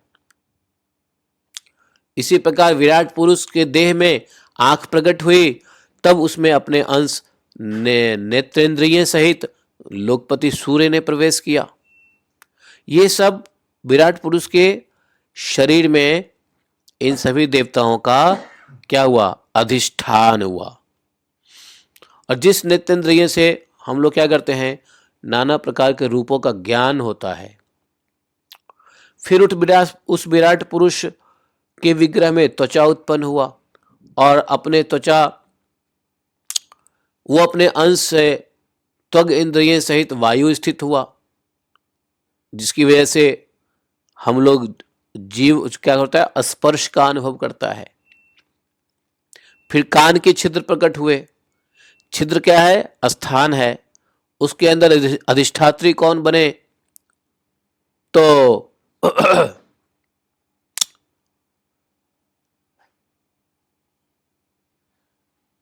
दिशा प्रकट किए, दिशा के देवता प्रकट हुए। और किसके साथ, तो श्रवण इंद्रियों के साथ, जिससे जीव क्या करता है, शब्द का ज्ञान पाता है, सुनता है। इसी प्रकार से विराट पुरुष के चर्म उत्पन्न हुए। चर्म अपने अंश से रोम सहित औषधियां स्थित हुई, जिस रोम से जीव खुजली आदि का अनुभव करता है।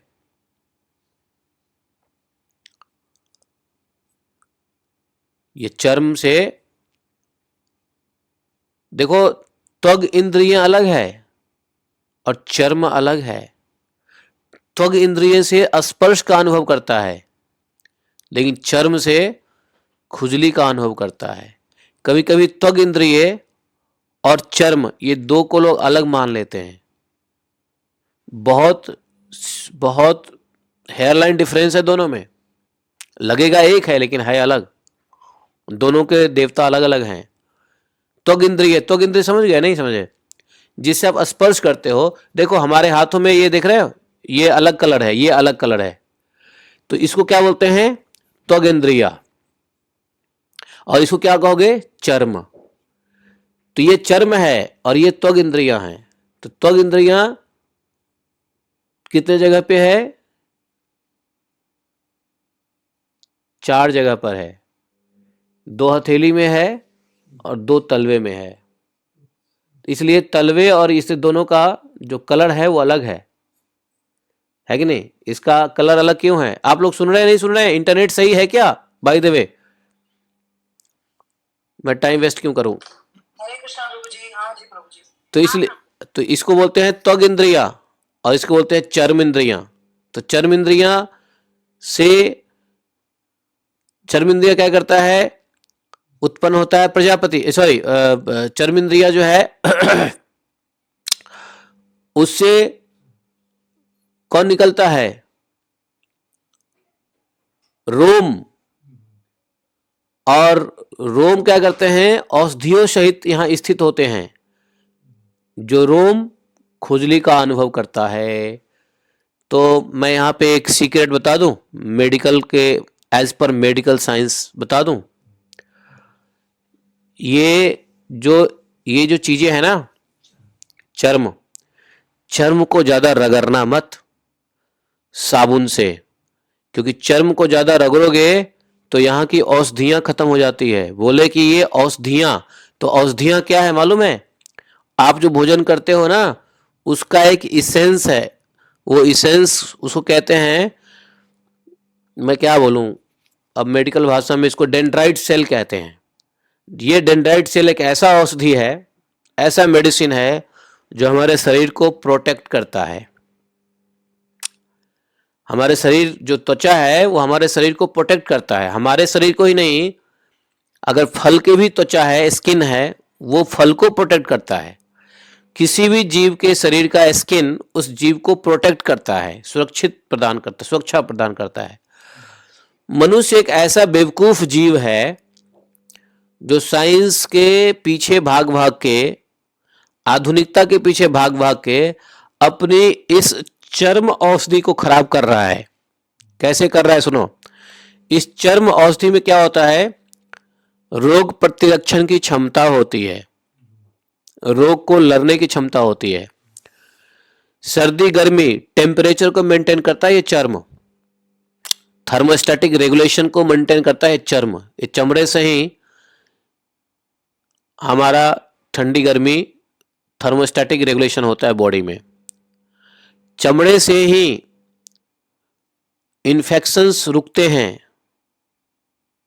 समझे।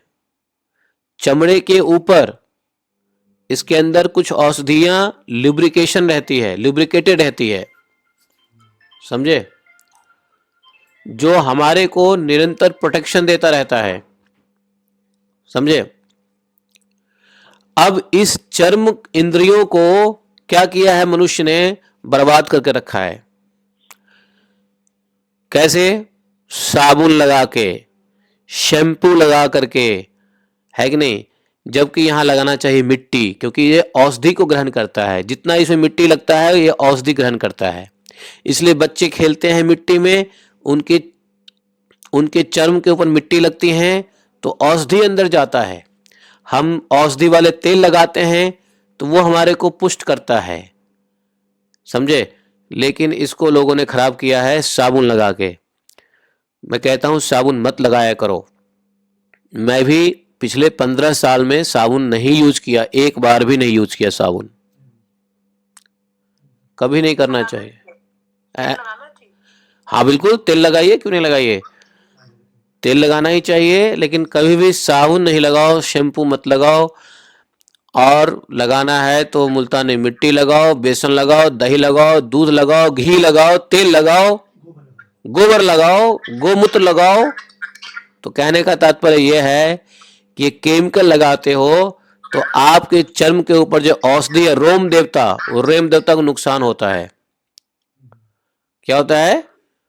रोम देवता नाराज होते हैं, नुकसान होता है, और वहां से आपके शरीर का जो औषधि अब्जॉर्प्शन है खत्म हो जाता है, और यहां से इन्फेक्शन शुरू होती है, आपका इम्यूनिटी वीक होता है। गूगल में जाके सर्च कर लें, पूरे शरीर में हमारे त्वचा के ऊपर में डेंड्राइट सेल है। क्या है? डेंड्राइट सेल, जो एक एक त्वचा के जाली बिछा हुआ है। That is the first layer of immunity, first layer of immunity है वो। यहां पे देख लो, वही है विराट पुरुष के ये जो चर्म है, चर्म उत्पन्न हुआ, इसके अंश रोम के सहित औषधिया स्थित हुई, और चर्मों से जीव खुजली अनुभव करता है। और खुजली यदि हो रहा है इसका मतलब एक स्किन काम कर रहा है। खुजली नहीं होता क्या बोलेंगे हम? मान लो यहाँ खुजली, यहाँ चींटी काटो और कुछ नहीं पता चले तो क्या मतलब है? इसका मतलब यहाँ पे कोई कम्युनिकेशन नहीं हो रहा है। नहीं, तो ये स्पर्श की अनुभूति ही चर्म को जीवित या मृत दिखाता है, कि जहां पे स्पर्श कुछ नहीं हो रहा है मतलब वहां मृत हो गया। जहां स्पर्श हो रहा है, कुछ फील हो रहा है, वो क्या हो गया है? खुजली हो रही है, चींटी हो रहा है, तो मतलब ठीक है। तो इसमें आदि आदि का अनुभव करता है। आदि आदि में क्या होता है? ठंडा गरम। ठंडा गरम की अनुभूति क्यों होती है? इसी चर्म की वजह से होता है, समझे? अब उसके लिंग उत्पन्न हुआ। हालांकि मैं नेचुरोपैथी के कोर्स में ये सब बातें बड़ी डिटेल बताने वाला हूं। अभी नेचुरोपैथी एंड योगा NYTTC के बैच अब दिसंबर में, कल से नहीं, अगले हफ्ते है ना, 7 मार्च से जो NYTTC का बैच है उस सब में ये सब बात मैं बताने वाला हूं। लेकिन सब भागवतम से ही निकल के आता है। 7 फरवरी। रोम, रोमपाद। तो विराट पुरुष का अब क्या हुआ? लिंग उत्पन्न हुआ। लिंग उत्पन्न हुआ तो उसके देवता आ गए प्रजापति। प्रजापति अपने अंश वीर के साथ प्रवेश करते हैं और जीव आनंद का अनुभव करता है। विराट पुरुष के गुदा द्वार प्रकट हुए, उसमें लोकपाल मित्र देवता प्रकट हुए। वो अपने अंश पायु से, पायु इंद्रिय के सहित प्रवेश करते हैं, जिससे जीव मल त्याग करता है। आप ये मत सोचो मल त्याग आप कर रहे हो, ये उसके अधिष्ठात्री देवता का कार्य है, देव लोग कराते हैं।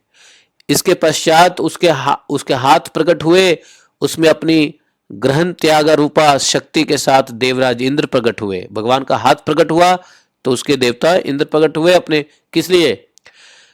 पकड़ने और छोड़ने की शक्ति के साथ देवराज इंद्र प्रकट हुए, जिससे जीव, इस शक्ति से जीव अपनी जीविका प्राप्त करता है हाथ से काम करके,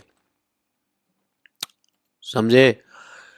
तो ये बात क्यों बताया जा रहा है? बार बार ब्रह्मा जी बोल रहे हैं सृष्टि निर्माण, उससे पहले सुखदेव जी बोले सृष्टि निर्माण, नारद जी बोले सुखदेव जी को सृष्टि निर्माण, सुखदेव जी बोले परीक्षित को सृष्टि निर्माण, यहाँ पे मैत्रेय जी विदुर जी को कह रहे हैं सृष्टि निर्माण। ये बार बार सृष्टि निर्माण भागवतम में क्यों कहा जा रहा है? क्यों कहा जा रहा है बार बार? 5वें स्कंद में फिर आएगा सृष्टि निर्माण, फिर और भी उपदेश आएंगे उसमें सृष्टि निर्माण, यहाँ तक कि जब उद्धव गीता में भी सृष्टि निर्माण भगवान बता रहे हैं। तो बार बार सृष्टि निर्माण क्यों भागवतम में बताया जा रहा है? कि हम जैसे बेवकूफ दिमाग को हंटर लगे कि बेटा सब कुछ भगवान के अंदर में है। एवरीथिंग अहम सर्वस्य प्रभवो मत्तः सर्वम प्रवर्तते, यह जान करके भजन करो। ये मत सोचो कि भजन ऐसे मत करो, ये तो मेरा है, मैंने पैदा किए हैं, ये मेरे अंग है, ये मेरे मुंह है, मैं खाता हूं, मैं पचाता हूं, मैं हगता हूं, मैं जाता हूं, मैं ये करता हूं, मैं वो करता हूं। नहीं, तुम कुछ नहीं करते हो। पचाते भी भगवान है। भगवान कहते हैं ना मैं पचाता हूं, पचामी अन्नम चतुर्विधम है। गीता में भगवान कहते हैं मैं ही पचाता हूं। 4 प्रकार के जो भोजन खाते हैं उसको मैं पचाता हूं। और भगवान के अंशभूता देवता है जो उसको निकालते हैं। तो सारा काम तो भगवान के चेले चपाटे से हो रहा है, तुम क्या कर रहे हो? हैं? तो बार बार सृष्टि निर्माण इसलिए भागवतम में आता है कि जीव कब समझोगे? हैं? सोए जीव जागो, जागो भागवतम के इस ज्ञान से कि जो कुछ भी हो रहा है उसमें तुम कुछ भी नहीं हो। बाबा जी की ठुल्लू सब भगवान कर रहे हैं, भगवान के क्या बोलते हैं उसको, भगवान के महतत्व अंश देवता लोग कर रहे हैं। देवताओं को अपॉइंट किया हुआ है सारा काम करने के लिए, पचाने का काम भगवान स्वयं कर रहे हैं, लेकिन बाकी काम के लिए देवताओं को अपॉइंट कर दिया है।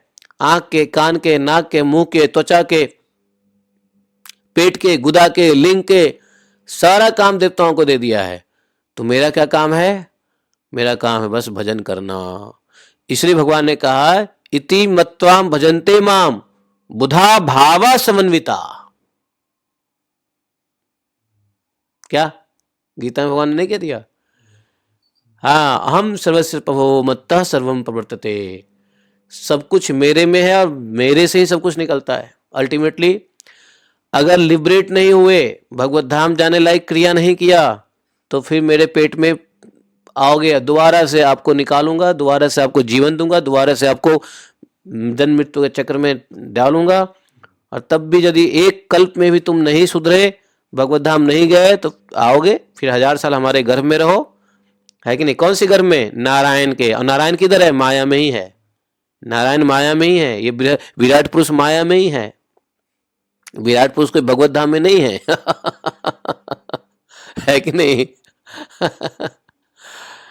तो ये चक्कर बार बार करना पड़ेगा, जन्म जन्मांतर, कल्प कल्पांतर, योग युगांतर, युग युगांतर, मनमंतर मनमांतर। कितने मनु को देखोगे, कितने मनु की शक्ल देखोगे, कितने मनु की रूल्स को फॉलो करना पड़ेगा, समझे? और कब समझोगे, कब जानोगे, कब मानोगे? है कोई जानता नहीं, कोई जान लिया तो मानता नहीं, कोई मान लिया तो करता नहीं, कोई करता है तो ये करके, ये समझ के नहीं करता है कि अहम सर्वस्य प्रभो मत्तः सर्वम प्रवर्तते, कि मैं ही। इसलिए भागवतम के अंदर में बार बार सृष्टि संरचना बताया गया है, सृष्टि की उत्पत्ति बार बार दिखाया गया है कि समझो ये नारायण है जिनके शरीर से, विराट पुरुष है जिनके शरीर से। और इसलिए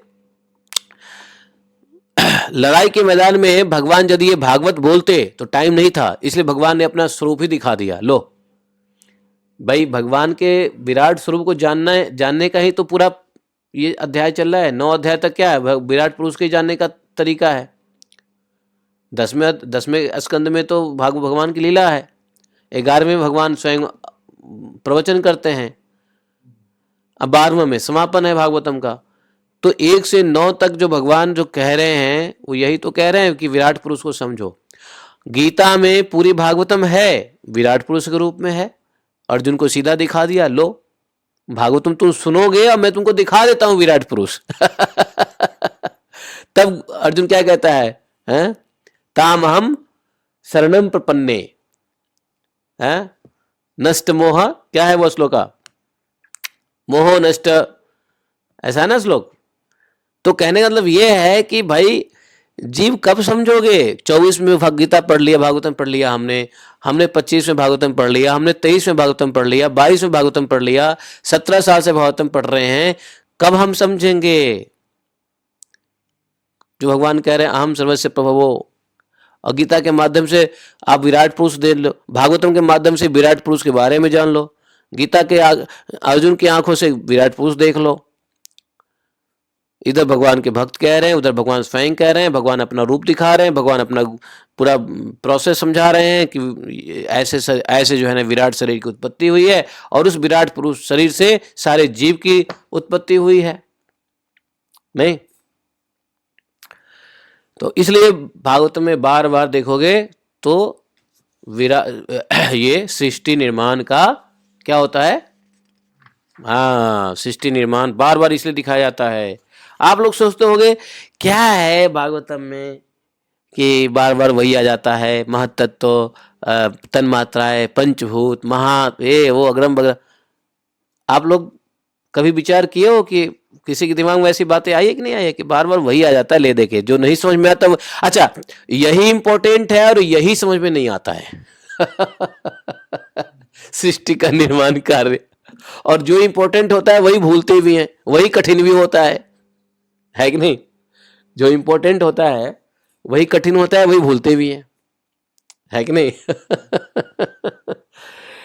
और भगवान जानते हैं कि हम लोग की बुद्धि कितनी कमजोर है, इसलिए भागवतम में तो कई बार रिपीट किया है, कई बार भागवतम में रिपीट किया है।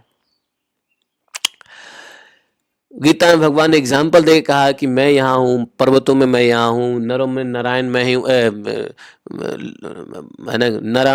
नर में राजा मैं ही हूँ, यहाँ मैं हूँ, वहाँ मैं हूँ, औषधि में ये हूँ, उसमें वो हूँ, गीता में भगवान ने कहा है। तो हाँ वो 18 समथिंग आप लिख रहे हो ना, हाँ 18वें अध्याय का है ना। तो हाँ, नष्टो मोह स्मृति लब्धा तत्प्रसादान मया चित स्थितो अस्मि गता संदेह, संदेह चला गया, गता संदेह करिष्ये वचनम तव। अब बताइए क्या करना है, आप जो कहोगे मैं वही करूंगा यही 18 अध्याय में 18-17 में भगवान ने कहा, अर्जुन ने कहा। तो करना क्या है? सततम कीर्तन तो माम, ये करते रहो, क्या करना है प्रसाद खाओ, कीर्तन करो, प्रसाद खाओ, वाइस वर्षा। ये नहीं कि प्रसाद खा लिया चल दिया और कीर्तन नहीं किया और फिर कीर्तन हो रहा है तो आएंगे नहीं, प्रसाद के समय आ जाएंगे, ऐसा नहीं चलेगा। प्रसाद खाओ तो कीर्तन करो तो प्रसाद खाओ है कि नहीं थोड़ा समय प्रसाद में लगाओ, ज्यादा समय कीर्तन में दो, है कि नहीं? अब ऐसा नहीं कि प्रसाद के चक्कर में ही सारा मामला गड़बड़ हो जाए। भाई प्रसाद तो एक शक्ति है, फ्यूल है, कृपा है, कृपा शक्ति है तो टाइम कितना हो गया भाई? टाइम बहुत हो गया, टाइम ऐसे चला जाता है पता नहीं चलता है। तो देखा आपने, ये विराट पुरुष के ये अध्याय खत्म कर देते हैं, बहुत थोड़ा बचा हुआ है। तो बार बार सुनने का तात्पर्य ये है कि नहीं? ऐसे हर बार सुन करके हम इसको इग्नोर नहीं करना चाहिए, हमें सोचना भी चाहिए कि बार बार ये बातें ज्ञान क्यों आ रहा है, क्यों भागवतम के पन्ने बर्बाद हो रहे हैं, क्यों भागवतम के श्लोक का जो है ना 18,000 श्लोक है तो कुछ और बातें होनी चाहिए, लेकिन वही बात रिपीट हो रही है, क्योंकि यह बात इंपॉर्टेंट है इसलिए रिपीट हो रही है कि नहीं? इसलिए समझ लो। तो भगवान के इसी प्रकार चरण उत्पन्न हुए और तब अपनी शक्ति गति से सहित लोकेश्वर विष्णु प्रवेश किए और इस गति शक्ति के द्वारा जीव अपने जाने आने का काम करता है। फिर बुद्धि उत्पन्न हुई और बुद्धि के अंश देवता भी उत्पन्न हुए, बागपति ब्रह्मा प्रवेश किया, समझे? बुद्धि के अधिष्ठात्री देवता ब्रह्मा जी हैं, ब्रह्मा प्रवेश किए और बुद्धि शक्ति से जीव ज्ञातव्य विषय को जान सकता है। फिर हृदय प्रकट हुआ, हृदय प्रकट हुआ तो उसमें अपने अंश मन के सहित चंद्रमा स्थित हुआ मन शक्ति द्वारा जीव संकल्प विकल्प आदि रूप विकारों को प्राप्त करता है। उसके बाद विराट पुरुष के अहंकार उत्पन्न हुए, विराट पुरुष में अहंकार उत्पन्न हुए और अहंकार के अभिमानी देवता प्रकट हुए। कौन है अहंकार के अभिमानी देवता? रुद्र। रुद्र प्रवेश किए, है कि नहीं? इससे रुद्र से क्या होता है? जीव अपने कर्तव्य को स्वीकार करता है। अभिमान, देख बताया ना, जो अभिमान है, क्रिया शक्ति अभिमान, रुद्र प्रकट हुए, अभिमानी देवता। अहंकार उत्पन्न हुआ तो अहंकार में क्रिया शक्ति जो है अभिमान रुद्र, तो कर्तव्य स्वीकार करता है। अब इसमें चित्त प्रकट हुआ, जिसके चित्त शक्ति के सहित कौन प्रकट हुए? महतत्व स्थित ब्रह्मा स्थित हुआ। चित्त शक्ति से जीव क्या करता है? विज्ञान चेतना को उपलब्ध करता है। तो इस विराट पुरुष के सिर में स्वर्गलोक बताया गया है। पैर पर पृथ्वी, पैर से पृथ्वी, नाभि से अंतरिक्ष उत्पन्न हुआ। पैर से पृथ्वी, सिर से स्वर्गलोक और नाभि से आकाश उत्पन्न हुआ। इसमें क्रमशः सत्व रज तम 3 गुणों के परिणाम स्वरूप देवता मनुष्य प्रेत देखे जाते हैं। इनमें देवता लोग सत्वगुण की अधिकता के कारण स्वर्गलोक में रहते हैं। मनुष्य और उनके उपयोगी गाय आदि जीव, मनुष्य और मनुष्य के उपयोगी जीव रजोगुण की प्रधानता के कारण पृथ्वी पे रहते हैं। तो पृथ्वी पे जितने भी जीव है मनुष्य के उपयोगी बनाया गया है। देखो, पृथ्वी पे जितने जीव हैं मनुष्य के लिए उपयोगी बनाया गया है। इसको बोलते हैं इकोसिस्टम, मनुष्य के लिए बनाया गया है। स्वर्ग में प्रधान है, स्वर्ग तो सत्वगुण प्रधान है तो वहां चले गए, देवताओं को वहां भेज दिया। मनुष्य जो है ना रजोगुण प्रधान है, तो इसलिए यहाँ पे पृथ्वी पे रखा गया। और पृथ्वी पे जितने भी है ना प्रेत आदि भी पृथ्वी पे ही होते हैं। और इनमें देवता लोग जो है ना सत्वगुण की अधिकता के कारण, हाँ, तो मनुष्य का बता दिया, मनुष्य के उपयोगी जितने भी जीव जंतु हैं, गाय बैल इत्यादि इत्यादि सब। और तमोगुण स्वभाव वाले होने से रुद्र के पार्षद भूत प्रेतगण ये सब अंतरिक्ष लोक में रहते हैं, है ना। जो नाभि स्थल है अंतरिक्ष लोक, भूत जानते हो भूत किधर रहता है? पृथ्वी से ऊपर। हाँ, भुवः स्वः, भुवः लोक में, अर्थात अंतरिक्ष लोक को भुवः लोक कहते हैं। तो अंतरिक्ष में ये रुद्र के दूत रहते हैं, भूत प्रेत पिशाच इत्यादि इत्यादि। कभी कभी वो नीचे आ जाते हैं पृथ्वी पे टहलने के लिए, है कि नहीं? समझे, नीचे आ जाते हैं कभी कभी ये भूत लोग। और वैसे भी शिव जी पृथ्वी पे चक्कर लगाते हैं दिन में 1 बार अपने भूत गणों के साथ। पता है किस टाइम में? शिव जी प्रत्येक दिन पृथ्वी पे अपने भूत गणों के साथ चक्कर लगाते हैं। हाँ, गोधूली के समय, संध्या के समय भूतनाथ 1 बार चक्कर लगाते रहते हैं। उस वक्त उल्टे सीधे काम करने वाले जीव को दंड देते हैं। इसी की वजह से हिरण्याक्ष और हिरण्यकशिपु आ गया माता दिति के गर्भ से, है कि नहीं? बहुत समझाया करदम जी ने, मानी नहीं, है कि नहीं? तो विदुर जी, कौन बोल रहे हैं? मैत्रेय जी। वेद और ब्राह्मण भगवान के मुख से प्रकट भये हैं। मुख से प्रकट होने कारण ब्राह्मण सब वर्णों में श्रेष्ठ और सबका गुरु है। ब्राह्मण भगवान के मुख से प्रकट भये और भुजा, भगवान के भुजाओं से प्रकट हुआ क्षत्रिय वृत्ति। और क्षत्रिय वृत्ति को जो अपनाया वो क्षत्रिय कहलाया। देखो, क्षत्रिय वृत्ति को अपनाने वाला क्षत्रिय कहलाया। और जो विराट भगवान का अंश होने के कारण जन्म लेकर सब वर्णों की रक्षा करता है, नहीं, ये क्षत्रिय क्या करता है? सभी वर्णों की रक्षा करता है, सभी उपद्रवों से, चोर डकैत इत्यादि इत्यादि। भगवान की दोनों जांघ से क्या निकला? वैश्य वृत्ति, जांघ से निकला वैश्य वृत्ति। और इस वैश्य वृत्ति को अपनाने वाला बनिया कहलाया, वैश्य कहलाया, वैश्य वर्ण का कहलाया। और ये भगवान के जांग से जो वैश्य वृत्ति हुआ, इस वृत्ति का कार्य क्या हुआ? जीवों की जीविका चलाता है, जीवों की जीविका। जंघा टूट जाए तो क्या होगा? सारा शक्ति किधर होता है? जंघे में होता है। तो भगवान की जो जंघा है वो वैश्य वृत्ति उत्पन्न हुआ, वहां से जो व्यक्ति वैश्य वृत्ति को लिया वो वैश्य कहलाया, वैश्य वर्ण का उत्पत्ति हुआ, जो जीवों की जीविका चलाता है। फिर सब धर्म की सिद्धि के लिए भगवान के चरण से सेवा वृत्ति प्रकट हुई, चरण से सेवा वृत्ति, और उन्हीं के पहल उस वृत्ति का अधिकारी शूद्र वर्ण भी प्रकट हुआ। चरण के वृत्ति का अधिकारी शूद्र वर्ण प्रकट हुआ, इस जिसकी वृत्ति से श्री हरि प्रसन्न हो जाते हैं। कैसे?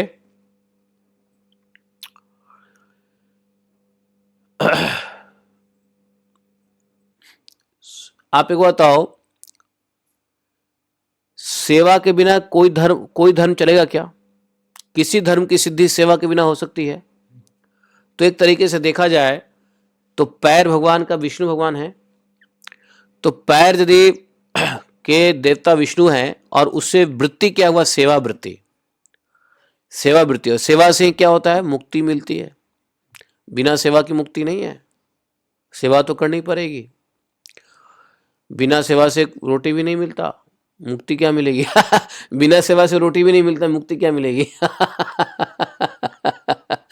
अजय रोटी खाना हो तो भी सेवा करनी पड़ेगी। तो मुक्ति जैसी चीज कैसे मिलेगी? साधारण रोटी नहीं मिल सकती तो, है कि नहीं?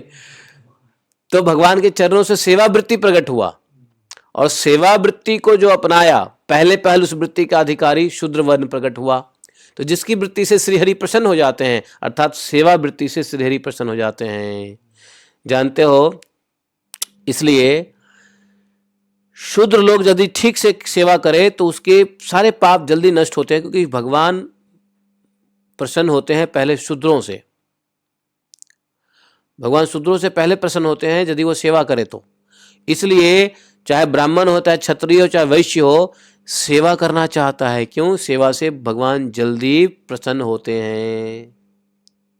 समझे? सेवा सेवा सेवा सेवा में जो आनंद है, सेवानंद है। तो ये चारों वर्ण अपनी अपनी वृत्तियों के सहित जिनसे उत्पन्न हुए हैं, और उन अपने गुरु श्री हरि का जो अपने अपने धर्म से चित्त शुद्धि के लिए श्रद्धा पूर्वक पूजा करते हैं। विदुर जी, यह विराट पुरुष काल कर्म स्वभाव से युक्त भगवान की योग माया के प्रभाव को प्रकट करने वाला है। इसके स्वरूप का पूरा पूरा वर्णन करने का कौन साहस कर सकता है? फिर भी प्यारे विदुर जी, अन्य व्यवहारिक चर्चाओं से अपवित्र हुई अपनी वाणी को पवित्र करने के लिए, जैसे मेरी बुद्धि है और जैसा मेरे गुरुमुख से सुना है, वैसे मैं सुयश का वर्णन करता हूँ। देखो, जो सेवा करने वाला होता है, सेवा करने वाले को लो कास्ट नहीं कह सकते हैं। सेवा तो एक वृत्ति है जिससे भगवान प्रसन्न होते हैं, और सेवा वृत्ति जो करता है, जो सेवा करे, वो अपने नाम के आगे लगा लेता है दास। दास मतलब क्या? सेवक। एक बार सत्य घटना बताता हूं। किसी एक ऐसे जाहिल लोगों से मुलाकात हुई हमारी, तो उसने मुझे से पूछा कि आप कौन से वर्ण से हो? तो मैंने कहा मैं ब्राह्मण शरीर है मेरा। तो कहता है फिर आप दास क्यों लगाते हो? दास तो लोअर कास्ट लगाते हैं, वो भी बंगाल का टाइटल है दास। दास ज़्यादा लोग बंगाल लगाते हैं, बंगाल में भी लोअर क्लास के लोग लगाते हैं, वहाँ ब्राह्मण लोग नहीं लगाते। लोअर दास मतलब लोअर क्लास लोग। मैं सही कह रहा हूँ? बंगाल से यहाँ कोई है? तो मुझे कहता आप दास क्यों लगाते हो? दास मतलब आप तो लोअर क्लास के हो, बंगाल से हो क्या? उसको पता नहीं है सिस्टम इस्कॉन का या दास सिस्टम का या वैष्णव सिस्टम का, नहीं पता है। हमने कहा नहीं, दास इसलिए नहीं लगाते हैं कि लोअर क्लास है। दास तो एक है कि हम हरिदास हैं, भगवान के दास हैं, सेवा हमने से। तो ब्राह्मण को क्या सेवा नहीं करने की आवश्यकता है? ब्राह्मण को भगवान की सेवा करने की आवश्यकता है, तो इसलिए ब्राह्मण भी दास हो गया, भगवान का दास। क्षत्रियों को ब्राह्मण की सेवा करना है और अन्य सभी की सेवा करना है, तो सभी वर्णों का दास हो गया क्षत्रिय।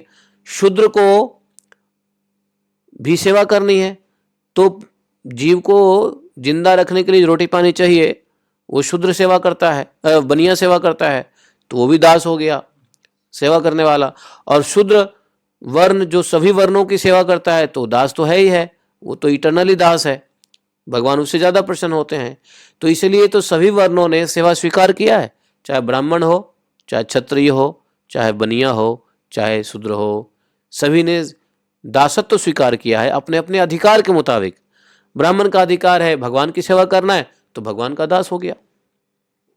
इसलिए भगवान की सेवा के लिए लोग ब्राह्मणिकल गुण उत्पन्न करता है कि नहीं? तो ऐसा है।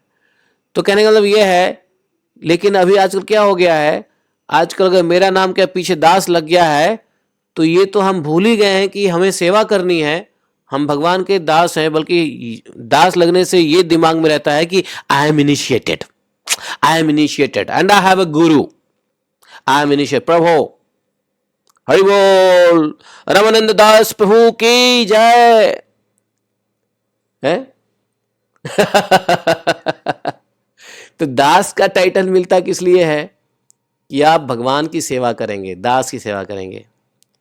लेकिन यहाँ पे हमारी भावनाएं क्या हो जाती है, दास मिल गया मन हम दीक्षित हो गए।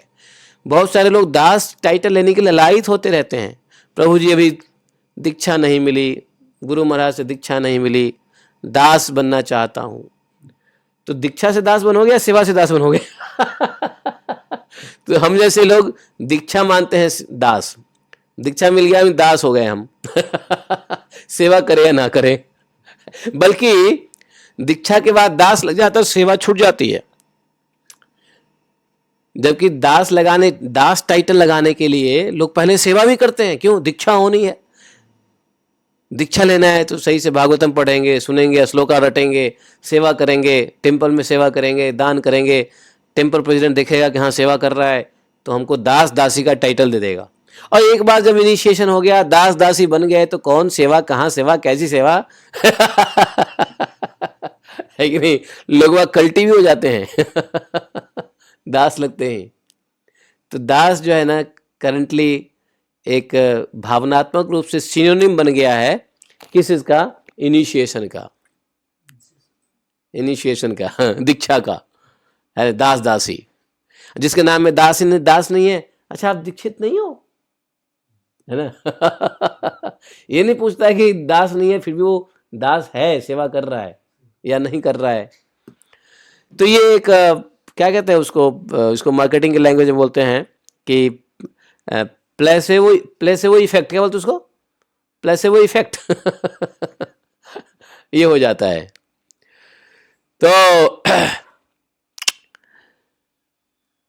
तो यहां पर जो है वास्तव में ये सेवा से ही भगवान प्रसन्न होते हैं, और सेवा तो सबको करनी पड़ेगी। शूद्र वर्ण ही सेवा करेगा ऐसा नहीं है, अपने अपने अधिकार के अंतर्गत सेवा सबको करनी पड़ती है।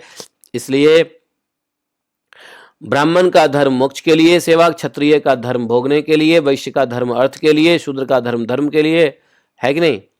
क्योंकि सेवा ही धर्म है उनके लिए। इस प्रकार ये सब जो है, तो यहां बोले मैत्रेय जी, विदुर जी, ये जो भगवान की जो योग माया का प्रभाव है उसको कौन पूरा वर्णन कर सकता है, करने का साहस भी नहीं कर सकता है। फिर प्यारे विदुर जी, अन्य व्यवहारिक चर्चाओं से अपवित्र हुई वाणी को पवित्र करने के लिए मेरी बुद्धि में जैसी मेरी बुद्धि है, और जैसे मैंने गुरुमुख से सुना वैसा हरि का सुयश वर्णन करता हूँ।